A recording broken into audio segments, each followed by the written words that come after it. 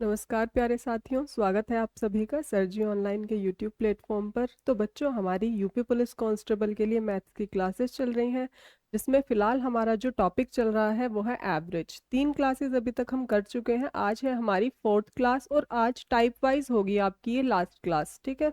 यानी जितने भी टाइप हमें इस चैप्टर से रिलेटेड पढ़ने थे वो सारे ही आज आपके कवर हो चुके होंगे। तो चलिए फिर बिना किसी देरी के शुरुआत करते हैं आज की अपनी क्लास की। तो आज है हमारी एवरेज की क्लास 4, ठीक है। तो देखते हैं भाई आज की क्लास का हमारा फर्स्ट क्वेश्चन क्या रहने वाला है। तो आज का हमारा पहला क्वेश्चन है, यदि ए बी सी 3 सम संख्याओं का औसत b है, यदि आगे 2 सम संख्या और पीछे एक सम संख्या शामिल कर दी जाए तो औसत क्या होगा। सबसे पहले आपको 3 संख्याएं दी गई हैं जिनका आपको एवरेज दिया गया है और तीनों ही सम संख्याएं हैं, ठीक है। उसके बाद आपसे कहा गया कि भाई आगे 2 और सम संख्याएं जोड़ दी गई और पीछे एक और सम संख्या शामिल कर दी गई और आपसे पूछा जा रहा है कि अब इन सब का एवरेज क्या होगा। तो चलिए फिर करते हैं अपने क्वेश्चन को। इसको देखकर आपको कुछ याद आया होगा कि अभी जब हमने पहले क्वेश्चंस किए थे तो मैंने आपसे कहा था अगर आपकी सीरीज एक सीक्वेंस में हो, ठीक है, नंबर्स आपके ओड नंबर्स हो या इवन नंबर हो, यानी नंबर्स के बीच का डिफरेंस अगर आपका सेम है, तो आपको क्या मेथड यूज करना है कि भाई अगर आपको सारे नंबर्स दिए गए हैं तो आपको नंबर ऑफ ऑब्जर्वेशंस अगर आपकी इवन इवन है तो आपको लगाना है मिडिल टू टर्म्स का फॉर्मूला, ठीक है। और अगर आपकी नंबर ऑफ ऑब्जर्वेशंस ओड है, यानी टोटल नंबर जो है वो काउंट करने के बाद एक ओड नंबर आ रहे हैं, तो आपको रखना है आपका सिर्फ मिडिल टर्म फॉर्मूला, ठीक है। तो सबसे पहले देख लेते हैं भाई, 3 नंबर्स हैं हमारे पास ए बी एंड सी। तो ए बी सी देख लेते हैं भाई,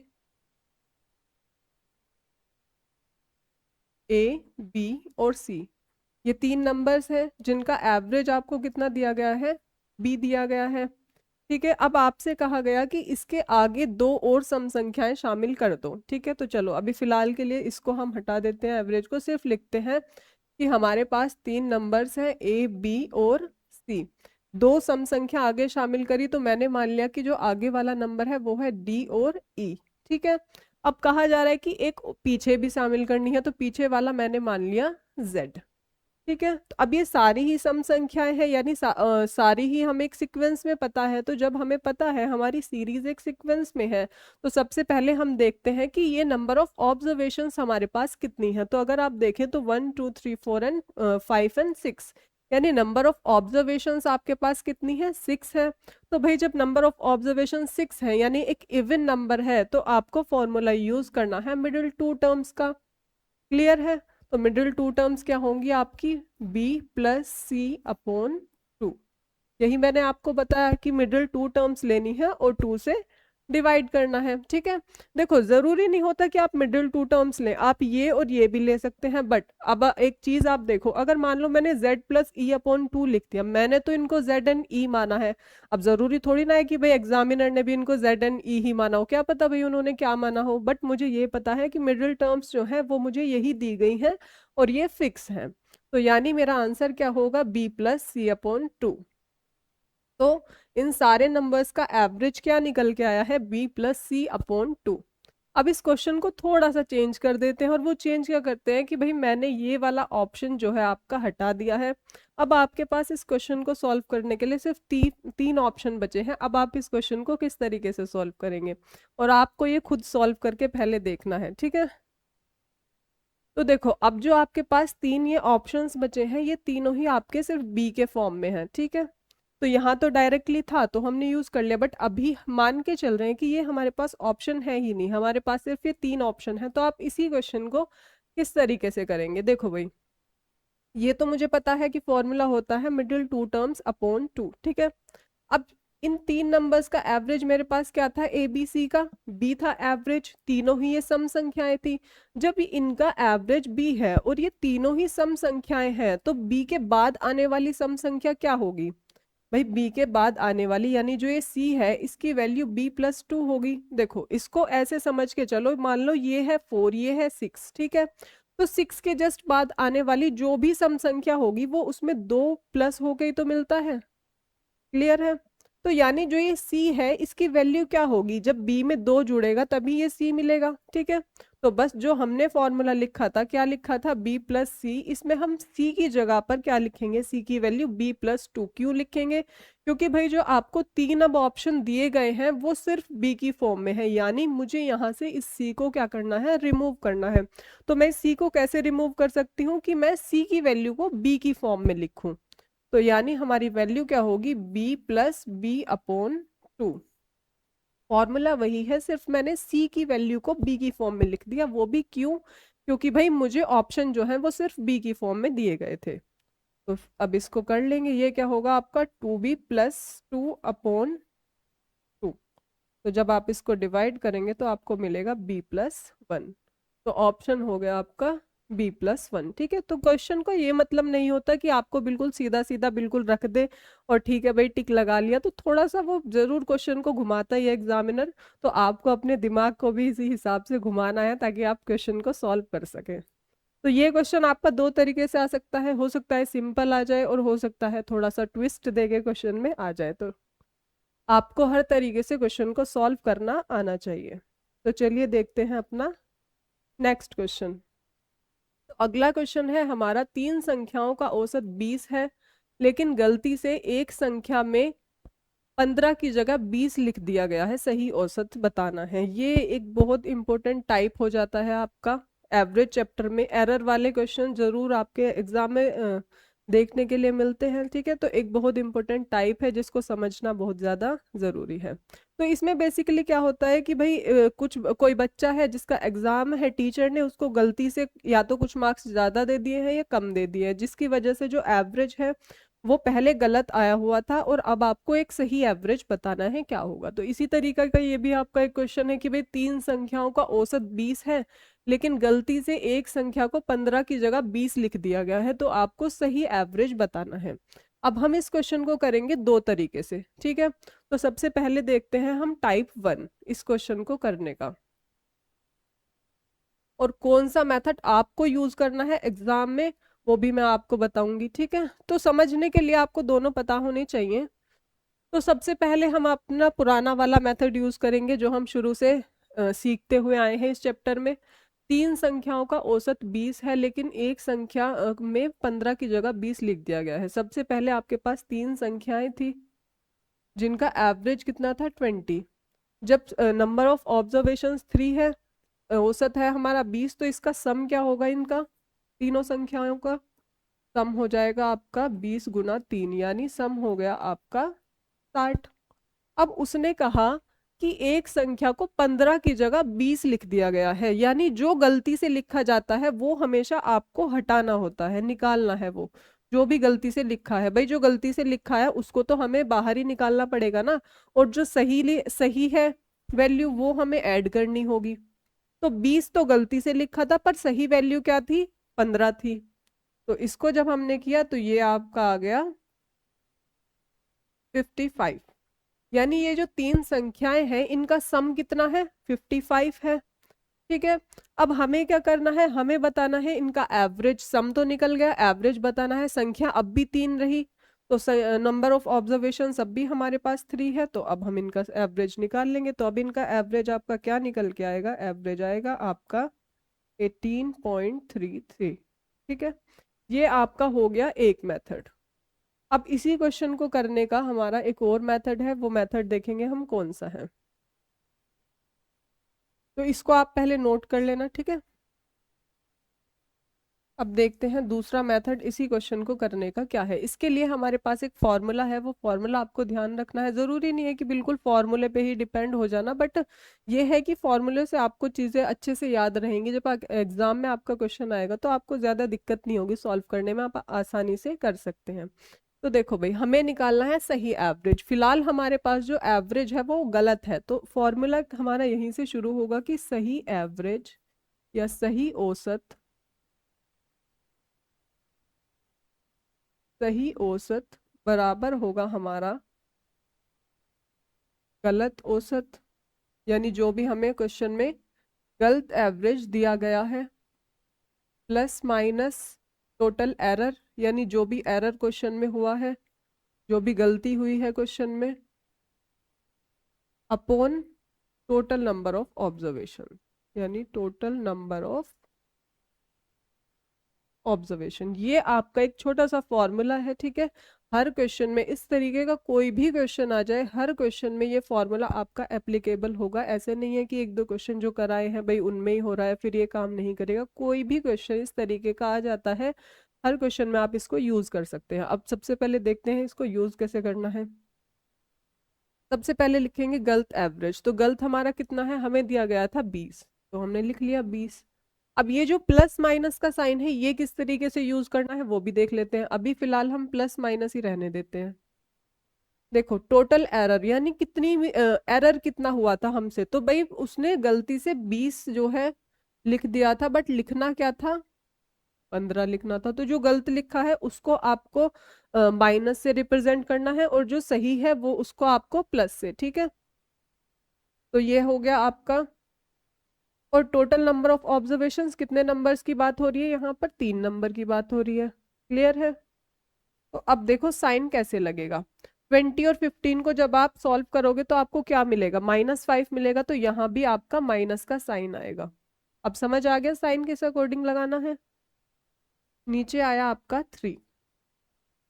तो अब कर लीजिए इसको सॉल्व। ये आएगा आपका 1.67, और जब आप इसको माइनस करेंगे तो ये आएगा आपका 18.33।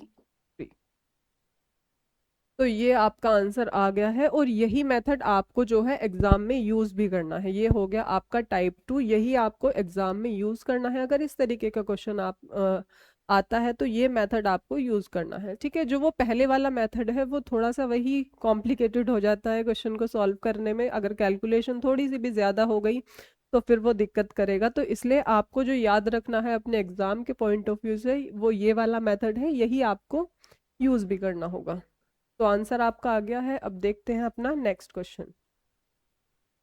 तो अगला क्वेश्चन है हमारा 8 बच्चों के टेस्ट में मिले अंकों का औसत 36 है, लेकिन एक बच्चे को गलती से 20 अंक ज्यादा दे दिए जाते हैं और एक बच्चे को 36 अंक कम दिए जाते हैं। सही औसत बताना है। एक बच्चा है जिसका कोई एग्जाम हुआ है, उसको टीचर ने एवरेज दिया है कि भाई एवरेज मार्क्स उसके 36 हैं, ठीक है। बट बाद में उसने देखा कि एक बच्चा जो है उनमें से उसको तो गलती से 20 अंक ज्यादा दे दिए, और एक बच्चे को जो है 36 अंक यानी 36 नंबर क्या है कम दे दिए। तो अब जब नंबर्स का जो है डिफरेंस अलग अलग हो गया है, तो भाई कुछ ना कुछ एवरेज में भी चेंज करना पड़ेगा। यानी जब टीचर ने भाई बच्चे को गलत मार्क्स दे दिए हैं, जैसे क्लास में भी होता है कि अगर टीचर एक नंबर भी ज्यादा कम कर दे तो बच्चे एकदम भागे हुए जाएंगे। हाँ ज्यादा कर दे तब कोई नहीं जाएगा, बट अगर एक नंबर भी कम हो गया तो हम टीचर के पास जाते थे कि भाई हमारे जो है मार्क्स आप सही कर दो। तो वही यहाँ पे भी हुआ है। एक बच्चे के 20 नंबर जो है ज्यादा दे दिए हैं और एक बच्चे के कम दे दिए हैं, जिसकी वजह से एवरेज जो है वो गलत हो गया है। अब हमें उसका सही एवरेज बताना है। तो अब हम इस क्वेश्चन को अपने फॉर्मूले से ही करेंगे, ठीक है। फॉर्मूला मैं दोबारा लिखूंगी नहीं, सिर्फ डायरेक्टली हम करेंगे। देखो अगर आप फॉर्मूला नहीं लिखना चाहते, याद भी नहीं करना चाहते, तो भी आपके पास एक और मेथड है इसको करने का। वो क्या है कि सिर्फ आप ये देखो कि एरर कितना हो रहा है आपका, ठीक है। तो एरर हमारा कितना हुआ है भाई, हम उसने ज्यादा दिए थे 20 नंबर। अब जिस बच्चे को 20 नंबर ज्यादा दे दिए तो उसके तो 20 नंबर कम करने पड़ेंगे, ठीक है। अब जिसको कम दिए हैं उसके हमें बढ़ाने पड़ेंगे। तो यानी हमारा एरर कितना हुआ, 16 नंबर। यानी टीचर को अपने ओवरऑल जितना भी सम निकला था उसमें 16 और ऐड करने पड़ेंगे, ठीक है। ये है सम, ये और ऐड करना पड़ेगा आपको। सिर्फ जितना आपको ऐड करना है या कम करना है आप उतने का ही एवरेज निकालिए। यानी मैं सिर्फ इन 16 नंबर का एवरेज निकालूंगी, ठीक है।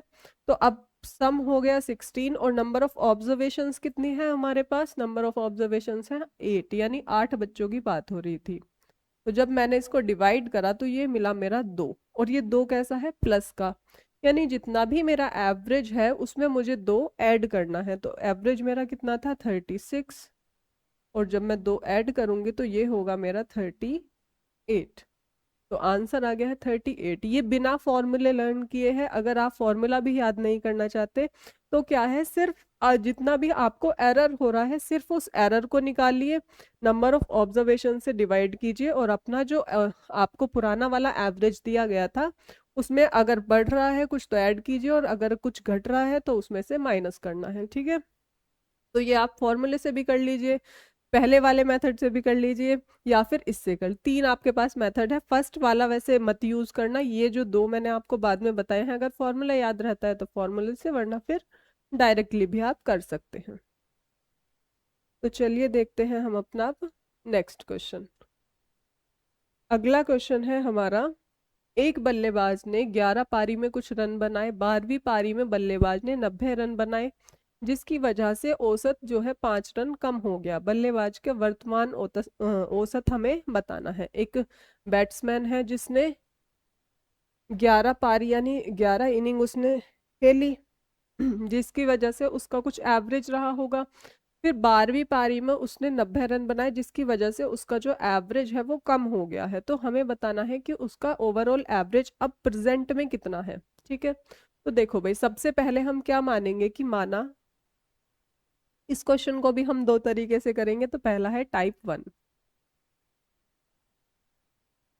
देखो भाई, सबसे पहले क्या लिखना है कि माना 11 पारी का औसत, 11 जो पारी खेली है उसका औसत है x। क्लियर है? अब 11 पारी का औसत है x, ठीक है, और नंबर ऑफ ऑब्जर्वेशंस कितना है 11। तो अगर मैं सम निकालना चाहूँ इन 11 पारी का, तो सम कितना निकलेगा, 12 इनिंग्स।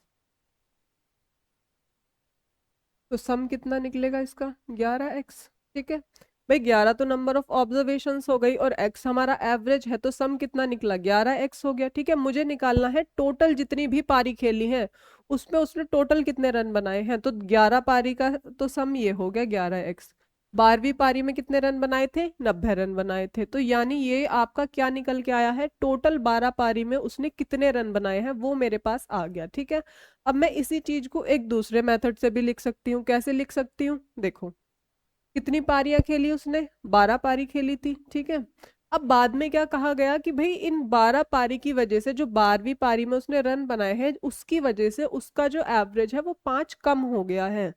तो यानी पहले उसका एवरेज क्या था, x था, अब कितना कम हो गया, 5 कम हो गया। तो अगर मैं सम निकालूं तो भाई नंबर ऑफ ऑब्जर्वेशंस मेरे पास कितना है, 12 है, और एवरेज कितना है इन 12 इनिंग्स का, x-5। तो इस एवरेज को मैंने दो तरीके से लिख दिया, या तो मैं ऐसे लिख लूं 11x + 90, या फिर मैं ऐसे लिख लूं। ठीक है, तो अब यहाँ से हम अपना x की वैल्यू निकाल लेंगे, 12x-60। तो यहाँ पर आपका आ गया ये x इक्वल आ गया आपका 150। अब x हमने माना किसको था, माना था हमने ये 11 पारी का एवरेज, यानी 11 पारी का एवरेज है आपका 150। बट क्वेश्चन में हमसे पूछा गया है कि वर्तमान औसत, और वर्तमान में वो 12 मैचेस खेल चुका है। तो उसमें हमसे कहा भी गया था कि जब 12वीं पारी खेली तो औसत 5 कम हो गया। तो यानी x-5 कितना होगा उसका, 150 - 5, यानी 12वीं पारी खेलने के बाद वो 145 जो है उसका एवरेज रहेगा। तो ये हो गया हमारा आंसर। ठीक है, ये है इस क्वेश्चन को करने का टाइप 1। इसी क्वेश्चन को हम एक और तरीके से भी करेंगे। वो तरीका क्या है, इसको मैं ऐसे ही रहने देती हूँ, ठीक है, इसको नहीं रिमूव कर रहे। तो देखो भाई, अब क्वेश्चन यही है हमारा। इसी क्वेश्चन को हमें एक और तरीके से करना है, जिसमें एक छोटा सा फॉर्मूला भी है, उस फॉर्मूला के भी आपको ध्यान रखना है। तो देखो, हमें क्या निकालना है, हमें निकालना है 12 पारी का एवरेज क्या है। ठीक है, तो इसके लिए क्या फॉर्मूला है हमारा, कि एवरेज यानी औसत बराबर होगा आखिरी पारी के रन। ठीक है,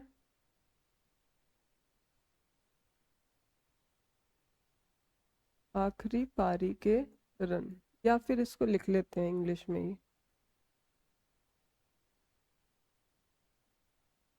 रन ऑफ लास्ट इनिंग,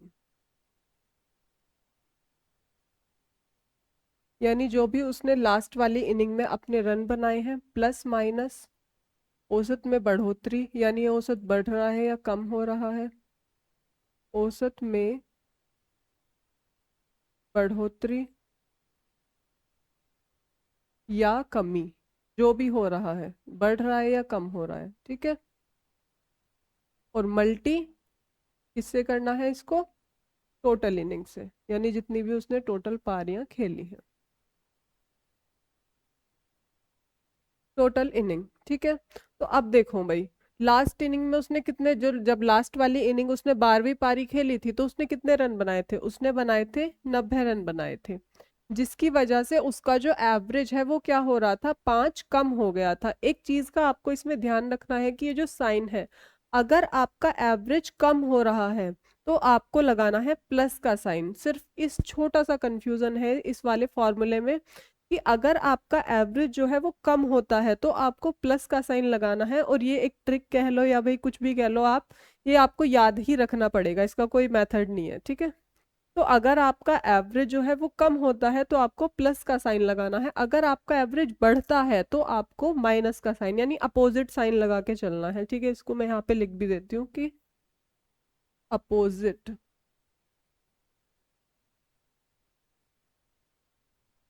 आपको जो ये साइन वो अपोजिट लगाना है, यानी अगर बढ़ रहा है तो प्लस माइनस का लगाएंगे और घट रहा है तो प्लस का। तो हमारा जो एवरेज था वो कम हो रहा था यानी घट रहा था, तो हम किसका साइन लगाएंगे, प्लस का साइन लगाएंगे। अब कितना घट रहा था, 5 घट रहा था। टोटल इनिंग उसने कितनी खेली, 12, तो मल्टी करेंगे 12 से, तो ये आपका आ गया एवरेज निकल के कितना, 150। और ये जो आएगा वो आएगा आपका पुराना वाला एवरेज, ठीक है। हमें बताना है नया वाला एवरेज, तो नए वाले एवरेज में क्या हो रहा था, 5 घट रहा था, तो हम भी 5 माइनस कर देंगे, तो ये हो गया आपका 145, ठीक है। आंसर आ गया। और यही आपको मेथड जो है वो याद भी रखना है, यूज भी करना है, ठीक है। पहले वाला जो मेथड है वो एक्स वाला है, वो भी आपको पता होना चाहिए। बाई चांस ये ना याद आए तो कम से कम सेकंड ऑप्शन तो हो पास में। अब बिल्कुल फॉर्मूले पे डिपेंड हो गए, एग्जाम में याद आया नहीं तो बस फिर तो वो भी याद हो। बट ये वाला जो है कि बहुत जल्दी आपका क्वेश्चन जो है वो बिल्कुल सेकंडों में सॉल्व हो जाएगा अगर आप इस मेथड से यूज करेंगे। और हाँ, ये नहीं है कि इसमें प्लस माइनस का जो है थोड़ा सा झंझट है, तो ऐसा है कि भाई एक दो क्वेश्चन में यूज हो। हर क्वेश्चन में कोई भी इनिंग से रिलेटेड इस तरीके का क्वेश्चन आता है तो आप किसी भी क्वेश्चन में इसको यूज करिए, आपका जो है आंसर आ जाएगा। और बहुत छोटा सा मेथड है, वो तो लिखने में फिर भी थोड़ा 3-4 लाइन में हो गया। अगर आप इसको अपनी वो सॉल्व करेंगे क्वेश्चन को, तो आप बिल्कुल एक लाइन का क्वेश्चन है ये, ठीक है। तो अब देखते हैं हम नेक्स्ट क्वेश्चन। अगला है हमारा, एक बल्लेबाज का 5 पारियों का कुछ औसत रहा, अगली पारी में उसका औसत 5 रन बढ़ गया, इस पारी में उसके द्वारा बनाए गए रन 80 थे, ठीक है। तो उसका पुराना औसत क्या होगा, इसमें पूछा है हमसे पुराना वाला एवरेज क्या होगा, ठीक है। तो इसमें एक्स वाला मेथड में यूज नहीं करूंगी, मैं सिर्फ वही फॉर्मूला वाला जो मेथड है वही यूज करूंगी, ठीक है। फॉर्मूले याद ऐसे नहीं होता कि आप रट रहे हो उसको बैठ के, वो सिर्फ ये है 4-5 क्वेश्चन करोगे एक टाइप पे तो अपने आप दिमाग में सेट हो जाएगा। तो चलो भाई, अब क्वेश्चन है हमारा 5 पारियों में औसत, ठीक है। अब मैंने आपसे कहा कि हमें लिखना है आखिरी पारी का रन, यानी आखिरी वाली पारी में। अब 5 पारी तो खेली, उसके बाद एक और पारी खेली, तो टोटल कितनी पारियां खेली, 6, और छठी पारी में उसने रन कितने बनाए थे, 80। अब उसका एवरेज बढ़ रहा है, तो वही ध्यान रखना है कि एवरेज बढ़ रहा है, यानी साइन किस चीज का लगाएंगे हम, माइनस का, ठीक है। कितना बढ़ा, 5 बढ़ा। टोटल इनिंग इसने कितनी खेली, 6 खेली, इस बात का भी ध्यान रखना कि 5 पहले और फिर एक और अगली खेली, तो टोटल कितनी होगी, 6। तो 6 की मल्टी करेंगे हम, तो ये हो गया हमारा 80 माइनस 30, तो ये आया आपका 50। तो 50 ही आपका आंसर हो गया। क्यों, क्योंकि भाई इसमें तो पुराना वाला पूछा था, नया पूछता तो फिर वही हम उसमें 5 ऐड करके लिखते, बट यहाँ हमसे पूछा ही उसने ऑलरेडी पुराने वाला है, तो फिर तो कोई दिक्कत ही नहीं है, ठीक है। ये दोनों ही जो टाइप हैं आपके वो बहुत इंपॉर्टेंट टाइप्स है। एरर वाला क्वेश्चन भी बहुत इंपॉर्टेंट है एवरेज चैप्टर में, और जो ये इनिंग वाला क्वेश्चंस है ये भी बहुत ज्यादा इंपॉर्टेंट है, ठीक है। तो आपको सारे ही टाइप जो है याद रखने हैं, क्योंकि क्वेश्चंस करने का मतलब ये नहीं कि बुक उठाया डायरेक्ट क्वेश्चंस करने शुरू कर दिए, ठीक है। आप कर भी लो चाहे उस तरीके से, बट ये है कि वो कंफ्यूजन क्रिएट आपके एग्जाम टाइम में करेगा ही। इसीलिए अगर आप किसी भी चीज को पहली बार पढ़ रहे हैं, स्पेशली जो बच्चे पहली बार चैप्टर पढ़ रहे हैं या पहली बार किसी एग्जाम की तैयारी कर रहे हैं, तो आप अपनी तैयारी में इस चीज को जरूर ऐड करके रखना कि कोई भी सब्जेक्ट हो, मैं सिर्फ मैथ की ही बात नहीं कर रही, चाहे रीजनिंग हो, ठीक है, चाहे हिंदी हो, कुछ भी हो, तो आप पहले सबसे पहले कंसेप्ट अपने चैप्टर के क्लियर करो, टाइप वाइज उसको सीखो। अगर आपके चैप्टर ऐसा है कि भाई मैथ रीजनिंग वगैरह है तो उसको सीखो, या फिर जनरल अवेयरनेस भी है तो उसमें पहले थ्योरी को पढ़ो, ठीक है। डायरेक्टली क्वेश्चंस पे कभी मत जाओ। ये वो है कि शुरू शुरू में लगता है कि ठीक है सिर्फ क्वेश्चन क्वेश्चन कर लेते हैं, 100 क्वेश्चन इसके कर लिए, 100 उसके कर लिए, उससे काम नहीं चलता। जब तक आप अपना बेसिक किसी भी चीज का जो है क्लियर करके नहीं चलोगे तो फिर वो आपको दिक्कत करेगा ही। अगर आपने बेसिक क्लियर करे हैं तो फिर आपको आगे चल के वो टाइम टेकिंग प्रोसेस है कि भाई पहले एक चैप्टर पढ़ो, बच्चों को लगता है कि पहले ये पढ़ो, इससे तो अच्छा डायरेक्टली क्वेश्चंस ही कर लो। बट ये है कि वो आप किसी भी सब्जेक्ट की अगर थ्योरी पढ़ के कर रहे हो या फिर मैथ को आप टाइप वाइज समझ के चल रहे हो, तो वह आपके लिए लॉन्ग टर्म के लिए जो है बेनिफिशियल होगा। इवन सिर्फ एक एग्जाम में नहीं, फिर आपके साथ ये प्रॉब्लम नहीं होगी कि भाई अब दूसरा एग्जाम आ गया उसके लिए मैं फिर से दोबारा से क्वेश्चंस करूं या कुछ भी करूं, ठीक है। तो अगर आप चीज़ों को बिल्कुल बेसिक से करके समझते हुए चलेंगे, कंसेप्ट क्लियर करके चलेंगे, तो वो आपका हर एग्जाम में आपको जो है बहुत फायदा देगा, ठीक है। तो इसीलिए चीज़ों को बिल्कुल समझ के चलो, पेशेंस रखो, पढ़ाई को बिल्कुल आराम से रिलैक्स होके करो, तो अब आपको समझ भी आने लगेगा, मज़ा भी आने लगेगा, एग्जाम भी क्लियर होने लगेंगे। तो चलो भाई, अब आ जाते हैं हम अपने नेक्स्ट क्वेश्चन पे, और ये होगा आज का लास्ट क्वेश्चन। सारे ही टाइप हमारे जो हैं इस चैप्टर के वो खत्म हो चुके होंगे। तो लास्ट क्वेश्चन क्या है हमारा कि सोमवार, मंगलवार, बुधवार का जो औसत तापमान है वो 60 डिग्री सेल्सियस है। यदि मंगलवार और बुधवार का जो तापमान है वो 52.5 डिग्री हो, और बुधवार का तापमान मंगलवार के तापमान का 2 गुना हो, तो सोमवार और बुधवार का तापमान का योग क्या होगा, ये बताना है, ठीक है। इस क्वेश्चन को वैसे तो होमवर्क में देने का मेरा इरादा था, बट ये है कि आप पहले इस क्वेश्चन को खुद ट्राई करना, अगर ना हो तब जो है मैं करा रही हूँ उस चीज को देखना, क्योंकि मैंने आपको टेम्परेचर वाला क्वेश्चन पहले भी करवाया था, और जिस मेथड से हम इस क्वेश्चन को करेंगे वो भी हम पहले ही कर चुके हैं। इसलिए पहले इस क्वेश्चन को आप खुद से ट्राई करेंगे, अगर नहीं होता है तब जो मैं अब आपको करा रही हूँ वो आपको तब देखना है। तो चलो भाई, हम देखते हैं 3 दिन का एवरेज टेम्परेचर कितना है, 60 है, ठीक है। तो सब हमें दिया हुआ है मंडे, ट्यूसडे एंड वेडनेसडे का जो टेम्परेचर है वो कितना है, 60 एवरेज। उसके बाद कहा गया ट्यूसडे एंड वेडनेसडे का जो टेम्परेचर है वो कितना था हमारा, 52.5।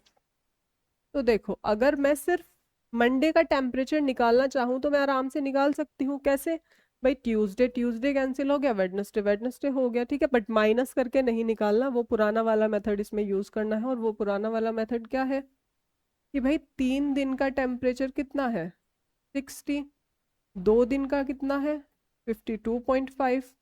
तो एक दिन का हम निकाल सकते हैं आसानी से, तो इस एक दिन का हम निकाल लेंगे, ठीक है। पहली वाली क्लास में मेथड कराया था, इसीलिए कहती हूँ कि भाई रिवीजन करते हुए चला करो, क्योंकि आगे अगर पुराना वाला कोई फॉर्मूला या पुराना मेथड यूज हो रहा है तो ये नहीं कि फिर जाके पेज पलट के पीछे देख रहे हैं कि ये कैसे कराया था। इसलिए दिमाग में सबको सेट रख के करके चला करो जब भी कोई चीज पढ़ रहे हो, ताकि कहीं भी अचानक से सामने आ जाए तो पहचान लो उसको कि हाँ जानते हैं इसे,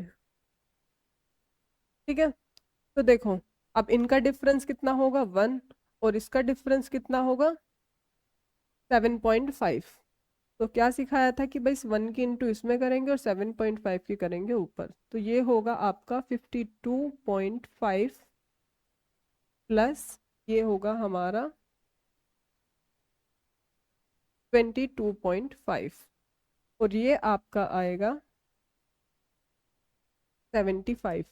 तो आपका जो मंडे का टेम्परेचर है वो कितना निकला हमारा, 70.5 डिग्री सेल्सियस, ठीक है।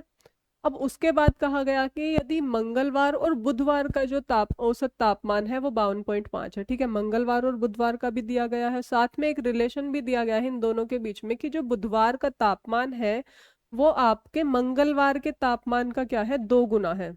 यानी जो आपका वेडनेसडे का जो आपका टेम्परेचर है वो आपके ट्यूसडे के टेम्परेचर का 2 गुना है। ये रिलेशन हमें दिया गया है। अब भाई आंसर में मुझसे सिर्फ सोमवार और बुधवार की बात कर रहा है, तो जब मंगलवार की कोई बात ही नहीं है तो मंगलवार की मुझे जरूरत भी नहीं है। तो अब जिसकी जरूरत नहीं है इसको हम निकाल लेते हैं यहाँ से बाहर। सिर्फ तो मैंने जो ट्यूसडे की वैल्यू है वो क्या वेडनेसडे की फॉर्म में मैंने लिख ली। यानी जितना भी वेडनेसडे का टेम्परेचर होगा उसका आधा क्या है, मेरा मंगलवार का टेम्परेचर। ठीक है। तो अब देखो मंगलवार और बुधवार का औसत मुझे दिया गया है, तो जब औसत दिया गया है तो मैं सम निकाल सकती हूँ आराम से। यानी वेडनेसडे प्लस ट्यूसडे का मेरा सम कितना होगा, 52.5 मल्टी 2। ठीक है। तो ये हो जाएगा आपका कितना, 105। तो इसको डायरेक्टली सिर्फ 105 ही हम यहाँ पर लिख लेंगे। यानी वेडनेसडे और ट्यूसडे का आपका टोटल टेम्परेचर कितना है, 105 डिग्री सेल्सियस। ठीक है। अब यहाँ से हम वेडनेसडे की वैल्यू आराम से निकाल सकते हैं। ट्यूसडे की जगह पर मैं रखूंगी W/2। क्यों? क्योंकि आंसर में मुझे सिर्फ मंडे और वेडनेसडे की बात की गई है, ट्यूसडे की कोई बात नहीं करी गई है। तो जब बात ही नहीं करी गई है तो इसको रखने का कुछ फायदा है नहीं, तो इसको हम बाहर कर लेंगे। तो यहाँ से आपका वेडनेसडे का टेम्परेचर निकलेगा,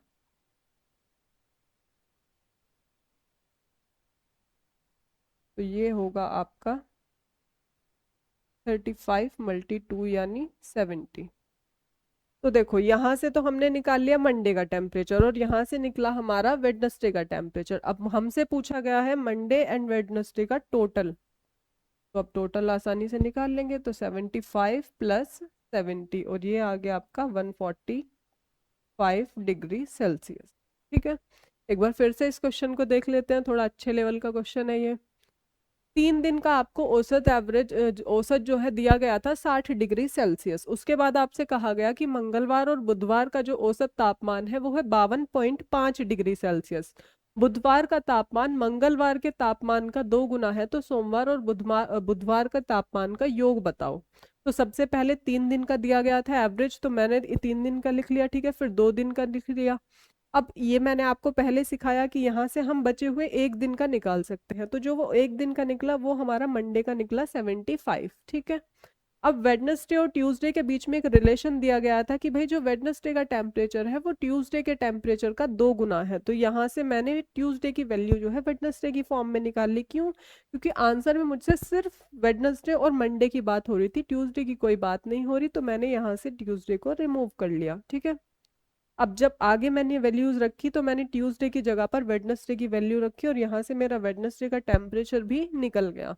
अब मुझसे मंडे एंड वेडनेसडे का टेम्परेचर पूछा गया था, तो वो हमारा टोटल निकल चुका है। ठीक है। तो हम आज अपने यहीं तक क्वेश्चंस रखेंगे। ठीक है। जितने भी इस चैप्टर में टाइप बन सकते हैं वो सारे ही टाइप जो है हम कवर कर चुके हैं। कल आपको जो है हम मिक्स क्वेश्चंस कराएंगे, यानी जितने भी इस चैप्टर के मिक्स क्वेश्चन है, प्रीवियस ईयर क्वेश्चन जो अभी आपका रिसेंटली जो एग्जाम हुआ था, री एग्जाम जो यूपी पुलिस का हुआ था, उसमें जो इस चैप्टर के एवरेज चैप्टर के क्वेश्चंस आए थे वो सारे ही क्वेश्चंस कल हम करेंगे। और कल भाई आपका टेस्ट भी है ये इस चैप्टर का, तो वो क्वेश्चंस आपको खुद से करने हैं। पहले आपको खुद भी देखना है कि इस चैप्टर को आपने कितने अच्छे से पढ़ा है, कितने अच्छे से सीखा है, और कितना आप क्वेश्चन जो है एग्जाम में जो आए हैं उनमें से आप कितने कर पा रहे हैं। ठीक है। तो एक टेस्ट की तरह आपको कल प्रिपरेशन करके आना है। तो मिलते हैं फिर कल टेस्ट में। आज के लिए हम इतना ही अपनी क्लास को रखेंगे। ठीक है। तो अब मिलते हैं अगली क्लास में, तब तक के लिए bye bye and have a nice day.